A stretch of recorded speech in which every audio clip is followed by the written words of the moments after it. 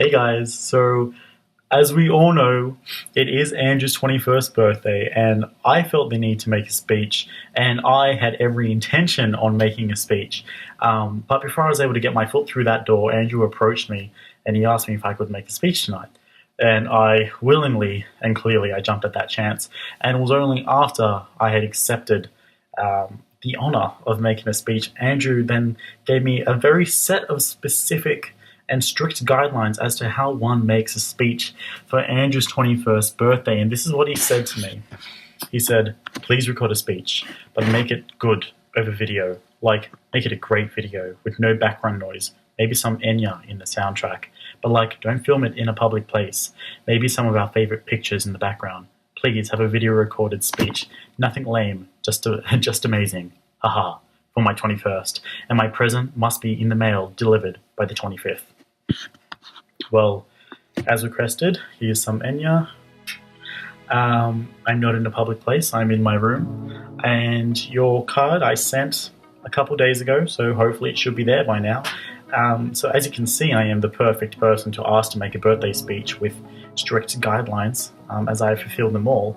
Now, usually when you give people all of these strict guidelines, hint, it will take the want out of someone wanting to make a birthday speech. However, this is kind of why, not even kind of why, this is precisely why I love Andrew. I mean, he speaks his mind, no matter the consequences. I'm not even sure if he even considers the consequences before he says or does something. He doesn't give a crap about what petty thoughts people might have in regards to him, and you know what you want and you get it because you are determined. And that is something I admire and respect in anyone. And you always just seem to be in the right place at the right time, even when that right place and right time seems to be the wrong place and the wrong time for other people. Now, of all the friends I have, I feel like I share some of the most memories and some of the funniest memories with Andy. And oddly enough, though, I'm not the one typically who records these memories or keeps them close to the front of my mind. I tend to try and repress them and try to forget the event or the person or the words said. And why do I repress them? Because about 70%, well actually Andrew will probably argue more, I'll go with 75, at least 75% of the stories and the memories that he and I share typically consist of me being an absolute fool, just being the biggest idiot. And they consist of people like Rebecca Jumper, or they consist of me using technology as sporting equipment substitutes, or they feature me simultaneously like falling down the stairs while saying something stupid and displaying my lack of understanding for the English grammar and punctuation system. I am that good. Now, Andrew does not feel the need to ever repress these memories. In fact, he likes to broadcast these memories to anything with a pulse, especially if that thing with a pulse knows me. So you can imagine how introducing my girlfriend Claudia to Andrew was possibly one of the scariest things I've had to do in my relationship, and we're currently doing long distance, so that kind of puts it into perspective. But it was so scary because Andrew has the biggest mountain of dirt on me than anyone I know. You know all my faults, you know all my nooks and crannies, and you're like a living GPS to my brain. And it scares me a little bit, but I love it to pieces. And even though you have me living in this crippling fear, I just would not want to imagine a life without this boy. I mean, it would be so dull, and it would be so black and white.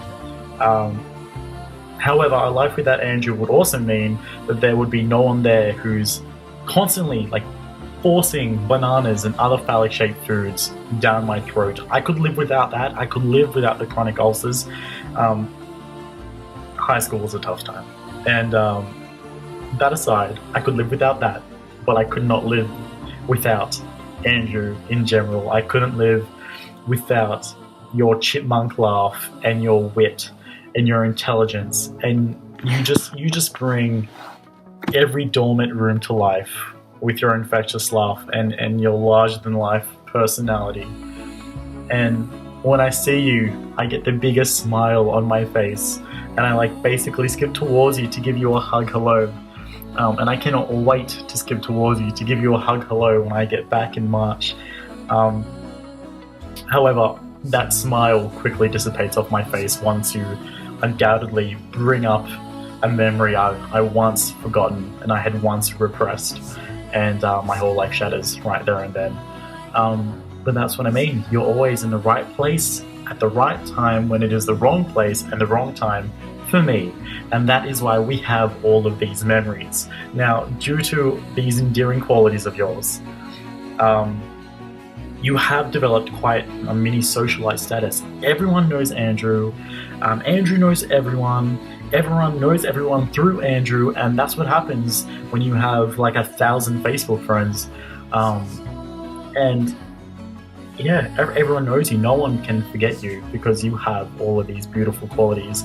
And these qualities combined with your incredible determination and your unbelievable work ethic and your ruthlessness. Actually, sorry, this wasn't even in my speech. I'm just going to tell you a quick story. Now, I think we were in Year 9 and we went to Tennis World to play tennis for sport on a Thursday afternoon. And we were playing doubles, and I was on Andrew's team. Now, I was no fool. I am fully aware that my tennis abilities are in no way, shape, or form near to the caliber of Andrew's. And I did feel like I was weighing him down, and I guess he kind of felt the same way, because we all know that you are so competitive. It doesn't matter how much you love me. I know that you knew that I was weighing you down. And then about 5 minutes into the game, coincidentally, Andrew accidentally served the ball into the side of my face. So, and I remember the burn, I can hear the ringing in my ears, and it stung and it was red, and like I had to leave the field to put like an ice pack on my face. And Andrew was like the most unsympathetic. I'm sorry. Because you weren't sorry, because I was bringing you down. But then he went on to beat the other two people single-handedly, and I claim full ownership of that victory, because if I didn't forfeit my position, then that wouldn't have happened. So you're welcome for the victory. It was all mine. But I mean, that is a classic case of Andrew Peters' ruthlessness. Sorry, back to my point. Your determination and your work ethic and your ruthlessness has allowed you to become one of the most successful young men that I know, and probably one of the most successful young men that anyone in this room knows. And I love you to absolute bits, and I'm so glad to have you in my life. And I'm so sorry that I'm not there to celebrate your 21st, but nonetheless, I really hope that you have an amazing night. And I can't wait for the future Fabian and Andrew to make more memories in which future Fabian will most likely have to repress, probably from his kids or something. So, yeah, please everyone just give him the birthday that he deserves. And happy birthday again. And I miss you, and I'll see you guys soon.